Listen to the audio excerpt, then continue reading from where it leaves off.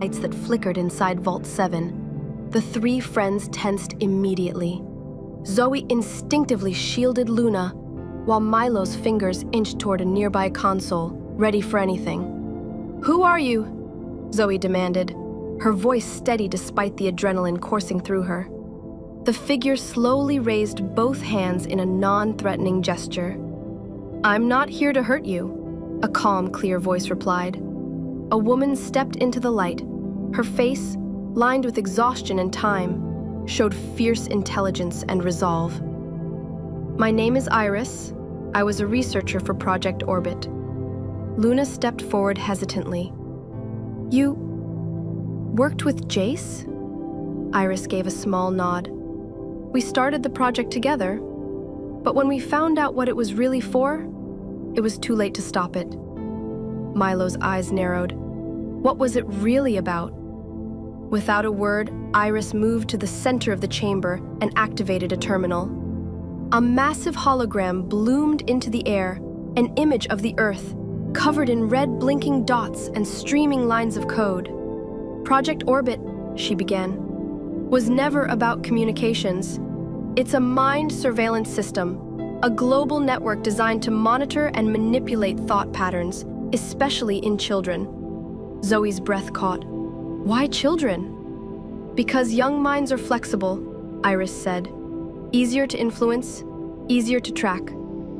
The system identified the most curious, creative, and resistant children to monitor closely. You three are part of that generation, watched since birth. Luna's hands trembled slightly. "You mean we've been part of some experiment all this time?" Iris looked down. "Yes, but Jace tried to stop it. He went rogue when he realized Orbit was being used to suppress independence and creativity." Milo pointed to the glowing key Zoe held. "And this?" "That's the Master Override," Iris confirmed. "With it, we can access the mainframe and shut the system down, but the upload has to happen from a secure location." Zoe asked, "Where?" "Black Hollow," Iris said grimly. "A hidden base far from here, buried deep and protected. That's where we end this." They spent the night in Vault 7. Iris showed them everything: Jace's hidden logs, encrypted messages, maps, and failed attempts. Much of it was locked behind heavy encryption, but Zoe copied every file onto a portable drive. They slept in turns, surrounded by the soft hum of machines, minds racing with new truths. By dawn, they emerged from the storm tunnels, the early sun casting golden rays over Elmsbury's outskirts. Iris led them away from the roads, down a forgotten forest path lined with thick pine and brittle branches.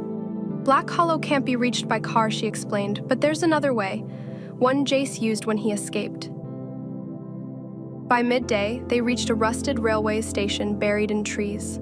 It looked abandoned, broken benches, shattered glass, weeds everywhere.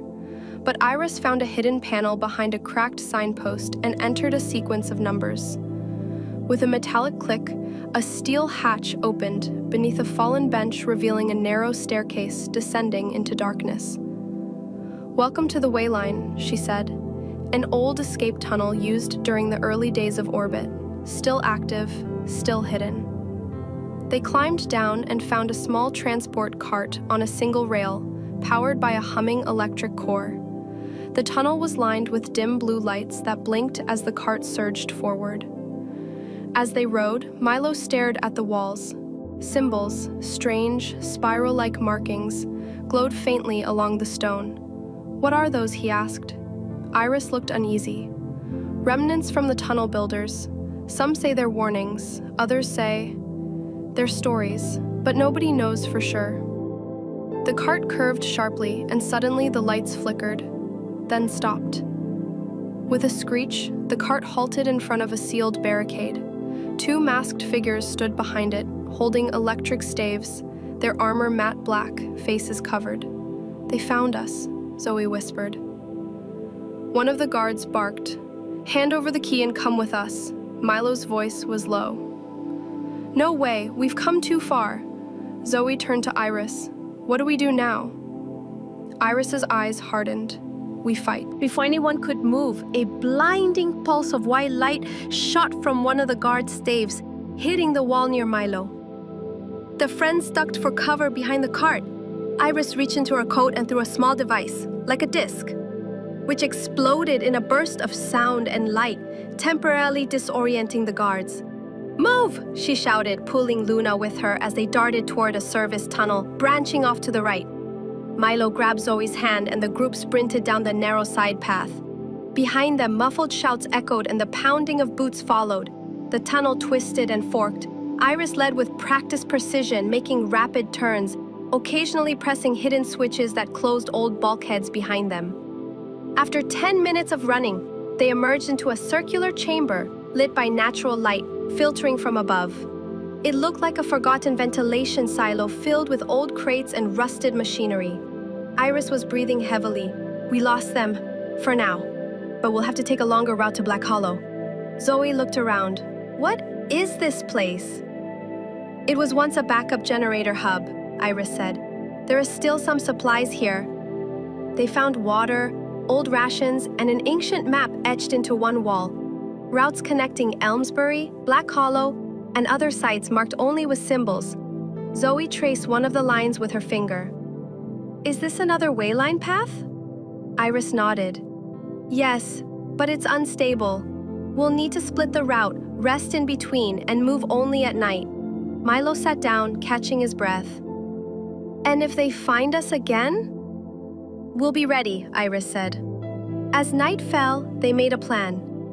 Zoe and Iris would scout the next tunnel branch, while Milo and Luna prepped the cart engine.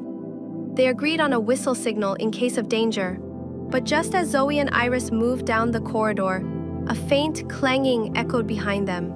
Not from the guards, from something mechanical, something old, and waking up. The mechanical sound grew louder, whirring gears, hissing pistons, and the faint echo of something crawling through metal tunnels. Milo froze. "Is that a drone?" "No," Luna whispered, eyes wide. "It's something bigger." From the far end of the chamber, a large circular grate burst open. Emerging slowly was a spider-like machine, its body rusted but operational, glowing red eyes scanning the chamber. "Sentinel-class crawler," Iris said grimly as she and Zoe returned, faces pale. "An old orbit defense bot. Jace told me they were decommissioned."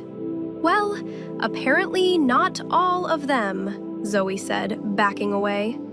The crawler scanned the group, then activated a speaker. "Unauthorized access detected. Purge protocol in 30 seconds.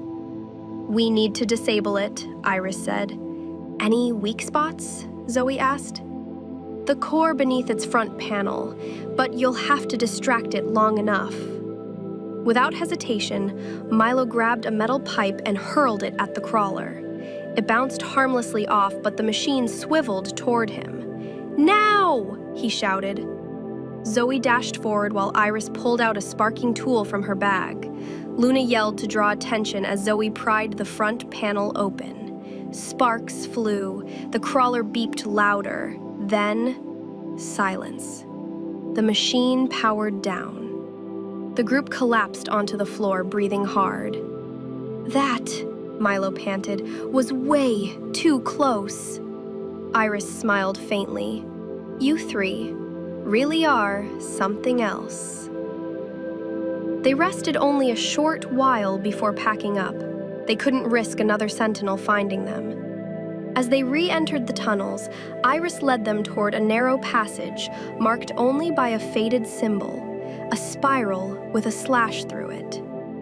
"Black Hollow is close," she said. "How close?" Zoe asked. "Close enough to be afraid," Iris replied, gripping the glowing key. "This is where we find out what Orbit really wanted." The friends walked into the darkness, unaware that someone else, deep in the hollow, was already watching their every step.